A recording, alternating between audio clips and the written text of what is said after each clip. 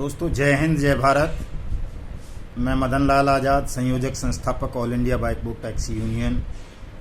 आज दिनांक 26 अगस्त 2021 को आपके समक्ष प्रस्तुत हूँ कुछ खास सूचनाएं, खास समाचार आप सब तक पहुँचाने के लिए। दोस्तों, जैसा कि आप सबको पता है कि हमारे देश में हज़ारों ठग कंपनीज ने बारी बारी से लगभग 20 करोड़ लोगों की मेहनत की कमाई को लूट लिया है।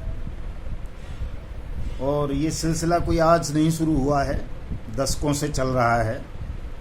लेकिन 2014 के बाद से ये ठगी के सिलसिले में बहुत तेजी आई है और तीव्र गति से ठगी के मामले बढ़े हैं। 2014 से पूर्व जहां ठग कंपनियों की या ठग सोसाइटीज़ की संख्या सैकड़ों में थी, आज वो हजारों में पहुंच गई है और लाखों का आंकड़ा छूने वाली है, लाख का। और स्थिति ये है कि 20 करोड़ भारतीय नागरिकों की मेहनत की कमाई को ठग कर, लूट कर ठग मौज कर रहे हैं, खुले घूम रहे हैं, देश में घूम रहे हैं, विदेशों में घूम रहे हैं। देश और विदेश में उन्होंने अपनी चल प्रॉपर्टीज़ बनाई हैं, खुलेआम बिजनेस कर रहे हैं। बहुत सारे तो ऐसे हैं कि वो पुराने गोरख धंधों को बंद करके अपनी नई ठग कंपनी भारत में ही चला रहे हैं, भारत में ही रह के चला रहे हैं। उसके बावजूद भी भारत सरकार, राज्यों की सरकार इन ठग कंपनीज के खिलाफ, ठग सोसाइटीज़ के खिलाफ कोई सख्त एक्शन नहीं ले पा रही हैं। जिस कानून को हमारी पार्लियामेंट ने 2019 में इन ठग कंपनीज पर बैन लगाने के लिए, इन ठग कंपनीज की ठग स्कीम्स का शिकार बने पीड़ितों को राहत देने के लिए, उनकी मेहनत की कमाई को वापस करने के लिए हमारी पार्लियामेंट ने 2019 में सर्वसम्मति से पारित किया था अनियमित जमा योजना पाबंदी कानून। उस कानून को आज अगर हम अध्यादेश के समय को भी काउंट कर लें तो पूरे 3 साल हो चुके हैं और उसे न भारत सरकार ने न राज्य सरकारों ने लागू किया है। राजस्थान सरकार ने उसे लागू किया अपने यहाँ और केंद्र से अनुमति मांगी। केंद्र से जितनी भी MCA में रजिस्टर्ड ठग कंपनीज हैं, जितनी भी सेंट्रल रजिस्ट्रार कोऑपरेटिव सोसाइटीज़ के यहाँ रजिस्टर्ड ठग सोसाइटीज़ हैं, उनकी डिटेल लिस्ट मांगी गई, उनके डायरेक्टर्स की लिस्ट मांगी गई, उनके प्रमोटर्स की लिस्ट मांगी गई। तो सेंट्रल गवर्नमेंट ने वो अभी तक राजस्थान सरकार को उपलब्ध नहीं कराई है। लगभग 1.5 साल हो गया। राजस्थान के मुख्यमंत्री ने 2 बार प्रधानमंत्री को पत्र लिखा, वहाँ के कई सांसदों ने, विधायकों ने, स्टेट मिनिस्टर्स ने, स्वयं कृषि मंत्री ने प्रधानमंत्री को पत्र लिखा, जो भारत सरकार के ही कृषि मंत्री हैं। उसके बावजूद भी राजस्थान सरकार को सेंट्रल ने पूरी डिटेल उपलब्ध नहीं कराई, जिस वजह से राजस्थान सरकार असफल हो गई है अनियमित जमा योजना पाबंदी कानून 2019 के तहत ठग कंपनीज के खिलाफ एक्शन लेने में और ठगी पीड़ितों का पैसा वापस करने में। अभी हाल ही में इसी 15 अगस्त 2021 को छत्तीसगढ़ के मुख्यमंत्री भूपेश बघेल ने तमाम ठग कंपनीज के खिलाफ इस कानून के तहत एक्शन लिया। 15 अगस्त को शुरुआत की। हजारों की तादाद में लोगों को जो ठगी पीड़ित थे उनके खातों में उनकी डूबी हुई रकम को वापस किया, उन्होंने वापस करवाया। DM और SDMs को कहा, इनसे आवेदन लीजिए, क्लेम फॉर्म लीजिए और सबका पैसा वापस कीजिए। तो आज 15 अगस्त को कै दिन हुए हैं साथियों? आज 26 अगस्त है, 10 ही दिन हुए हैं। 10 दिन में ठग लॉबी ने भूपेश बघेल की जो मुख्यमंत्री की कुर्सी है उसके नीचे लगे हुए पायों को खींच लिया है। आज राहुल गांधी, सोनिया गांधी, PL पूनिया, वेणुगोपाल, जो कांग्रेस हाईकमान है, वो भूपेश बघेल की कुर्सी छीन लेना चाहता है, उन्हें मुख्यमंत्री पद से हटा देना चाहता है। तो आप समझ सकते हैं कि ये ठग लॉबी कितनी ताकतवर है। आज तक आप देख रहे थे या सुनते आ रहे थे या प्रमाण मिल रहे थे कि ठगों के संबंध देश के प्रधानमंत्री नरेंद्र मोदी से हैं, देश के गृह मंत्री अमित शाह से हैं, देश के रक्षा मंत्री राजनाथ सिंह से हैं, देश के सड़क परिवहन मंत्री नितिन गडकरी से हैं, देश के कृषि मंत्री नरेंद्र सिंह तोमर से हैं, लेकिन आज पता चला कि ठग न केवल सत्ता में बैठे हुए हैं, सत्ता तक उनकी पहुंच है, अपितु जो विपक्ष में हैं वो भी ठगों के ही शिकंजे में हैं। इसलिए एक ऐसे मुख्यमंत्री की कुर्सी को छीना जा रहा है जिसने अपने राज्य में सबसे पहले अनियमित जमा योजना पाबंदी कानून 2019 को लागू किया और ठगी पीड़ितों का पैसा वापस करना 15 अगस्त 2021 को आरंभ किया। अशोक गहलोत की स्थिति भी सबको पता है, उनकी कुर्सी भी कभी भी खींची जा सकती है, उन्हें भी किसी भी समय मुख्यमंत्री पद से हटाया जा सकता है। दूसरा जो नंबर आएगा, मुझे लगता है जैसे हमारे योगी आदित्यनाथ महाराज जी का आएगा, उत्तर प्रदेश के सीएम का पद से हटाने के मामले में, चूंकि उन्होंने भी बाइक बोर्ड टैक्सी स्कैम की रिकमेंडेशन, सीबीआई जांच कराने की रिकमेंडेशन नरेंद्र मोदी सरकार से की है। हालांकि नरेंद्र मोदी सरकार ने अभी प्रॉपर गजट नोटिफिकेशन नहीं किया है सीबीआई इन्वेस्टिगेशन का, न सीबीआई ने फ्रेश एफआईआर दर्ज की है अभी बाइक बोर्ड टैक्सी स्कैम में। लेकिन यदि योगी आदित्यनाथ महाराज ने दोबारा से इस सिफारिश को भेजने का दुस्साहस कहीं कर दिया तो मैं समझता हूं उनकी भी मुख्यमंत्री की कुर्सी छीन ली जाएगी उनसे। इससे पहले भी कई उदाहरण हैं दोस्तों।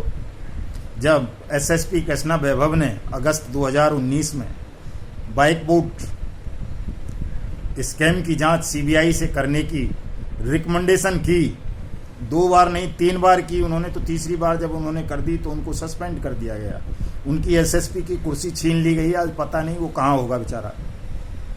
और चौथा भी उदाहरण है हमारे सामने, जो ईओडब्ल्यू मेरठ के एडिशनल एसपी थे राम सुरेश यादव साहब, उन्होंने सीबीआई जांच की रिकमेंडेशन भेज दी और बीएन तिवारी वगैरह को, बड़े ठगों को बाइक बोर्ड टैक्सी स्कैम प्रकरण में गिरफ्तार कर लिया। उसके बेटे के खिलाफ कुछ तिवारी के 50,000 रुपये का इनाम घोषित कर दिया और जो कई आईपीएस और आईएएस इस मामले में इन्वॉल्व रहे थे उनको पूछताछ के लिए नोटिस भिजवा दिया, तो उन राम सुरेश यादव को भी पीएसी में तबादला कर दिया गया। तो ये ठग बड़ी ताकतवर लॉबी है दोस्तों।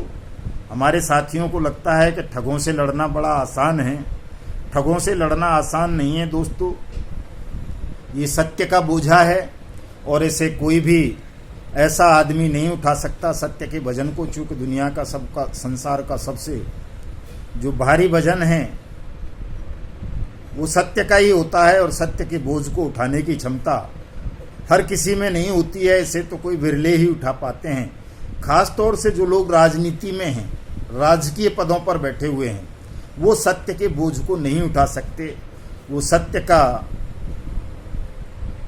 आवरण नहीं ढो सकते, नहीं पहन सकते, वो सत्य का आलंबन नहीं ले सकते, वो सत्य नहीं बोल सकते। वो सत्य बोलेंगे तो सत्ता में जो शीर्ष में बैठे हुए लोग हैं, चाहे वो सत्ता में हो चाहे विपक्ष में हो, वो उन सत्य बोलने वाले राजकीय लोगों की, चाहे कोई मुख्यमंत्री हो, चाहे कोई आईपीएस हो, चाहे कोई आईएएस हो, चाहे कोई एमएलए हो, चाहे कोई एमपी हो, वो उसकी कुर्सी छीन लेंगे। आपको याद होगा जुलाई 2019 में जब बहुजन समाज पार्टी के लोकसभा में नेता सदन सांसद कुंवर दानिश अली साहब ने ये मामला उठाया अनियमित जमा योजना पाबंदी कानून 2019 का और बाइक बोर्ड टैक्सी स्कैम का, तो रात को ही, उसी रात को उनकी नेता सदन की जो कुर्सी थी वो मायावती ने छीन ली थी।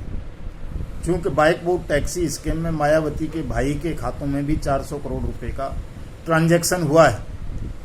हमारे रक्षा मंत्री राजनाथ सिंह के बेटे के खातों में हुआ है, नितिन गडकरी के में तो हुआ ही है, पीएमओ में बैठे हुए हैं बहुत सारे लोग, उनके खातों में हुआ है, मिनिस्ट्री ऑफ फाइनेंस में बैठे हुए हैं बहुत सारे ऑफिसर, उनके खातों में हुआ है।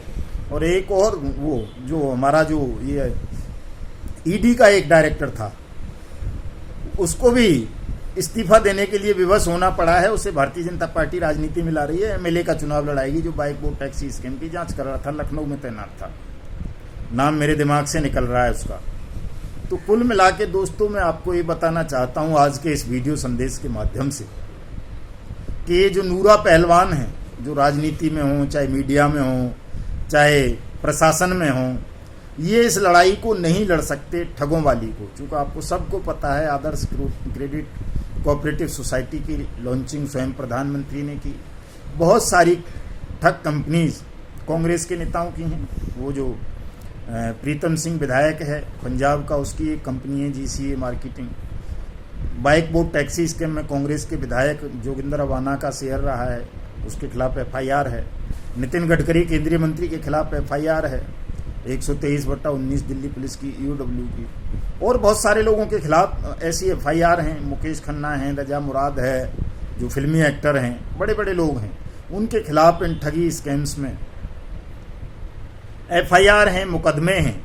और इन तमाम स्कैम्स की जांच CBI से करवा दी जाए तो ये तमाम सफ़ेद पोस्ट जो बड़े बड़े पदों पर बैठे हुए हैं, ये जेल के सिंकड़ों के पीछे होंगे। लेकिन आप सबको पता है राधा माधव कॉरपोरेशन लिमिटेड का मामला, मितेश अग्रवाल जो उसका मालिक है, अनिल अग्रवाल, मितेश अभिषेक अग्रवाल कितने ताकतवर हैं। प्रधानमंत्री का फोटो छापकर सरेआम उसने 40 लाख लोगों से ठगी की देश में। 50,000 करोड़ रुपए का स्कैम हुआ। बड़ी मुश्किलों से दिल्ली पुलिस ने 6 महीने की लंबी तफ्तीश के बाद, तमाम एविडेंस लेने के बाद मुकदमा दर्ज किया, FIR दर्ज की थाना वेलकम में, लेकिन आज तक उसको गिरफ्तार नहीं किया। वो खुलेआम फाइटोटोमी के नाम से दूसरी ठग कंपनी चला रहा है, दिल्ली में लॉन्च करके गया है अभी। इतनी ताकत है ठगों की हमारे देश में, उनकी पहुंच सीधे प्रधानमंत्री तक है। तो भला उनको कौन गिरफ्तार करेगा। जो ये मनसुख हीरेन हत्याकांड था, अंबानी वाले, एंटालिया पेंटालिया क्या बोलते हैं उस वाला, जिसमें सचिन वाजे जेल में है, उस सचिन वाजे ने उस मितेश अग्रवाल की कार का इस्तेमाल किया था। वो कार बरामद हुई है NIU को, खून लगा हुआ उसमें, तमाम एविडेंस सबूत मिटाने का मामला बनता है। हत्या में प्रयुक्त उसके वाहन का मामला बनता है। NIA ने उसको हिरासत में लिया, मितेश के भाई को, लेकिन उसको छोड़ दिया प्रधानमंत्री के दबाव में आकर के। तो आप समझ सकते हैं कि जिस आदमी की कार का इस्तेमाल देश के नहीं दुनिया के सबसे बड़े उद्योगपति के मामले में हुआ हो, हत्याकांड में हुआ हो, हीरेन मनसुख के में, उस आदमी को छोड़ देना थोड़ी सी देर में हिरासत में लेकर के भी NIA द्वारा, तो वो कितने ताकतवर हो सकते हैं ठग। कैची पिक्सल वाले ने सरेआम प्रधानमंत्री का फोटो लगाया। साइंस सिटी वाला बाया नेपाल सीधे जो है राशिद नसीम दुबई भाग गया। आज तक उसका रेड कॉर्नर नोटिस इशू नहीं हुआ, न CBI ने जांच आरंभ की।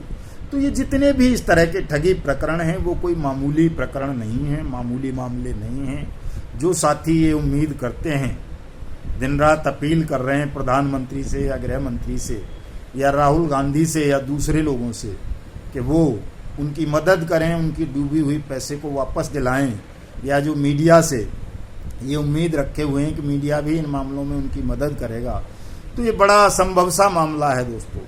हाँ, ये तब हो सकता है जब आप 20 करोड़ लोग एकजुट हो जाएं और एकजुट होकर इस सरकार के खिलाफ हल्ला बोल दें। चूंकि चाहे PACL का मामला हो, चाहे सहारा का मामला हो, चाहे आदर्श का मामला हो, चाहे बाइक बोट का मामला हो, चाहे हेलो टैक्सी का, चाहे RMCL का, चाहे ब्ली फॉक्स मोशन का, चाहे स्ट्रीट हॉक्स का, चाहे गोवे का, चाहे गो बाइक का, चाहे हेलो राइड का, चाहे JCB का, चाहे हीरा गोल्ड का, चाहे NMM का, चाहे वाया इंडिया, चाहे मशरूम इंडिया, चाहे वो श्योर गेन, चाहे प्रिया परिवार, चाहे रामेल, चाहे शारदा, ये जितने भी स्कैम्स हैं, इन सबके पीड़ित अगर इकट्ठे हो जाते हैं और अपने उस पैसे को मांगने लगते हैं जो पैसा सरकार के कब्जे में है, चूंकि PACL हो, सहारा हो या कोई भी ठग कंपनी हो, उन सबका पैसा इस वक्त सरकार के कब्जे में है।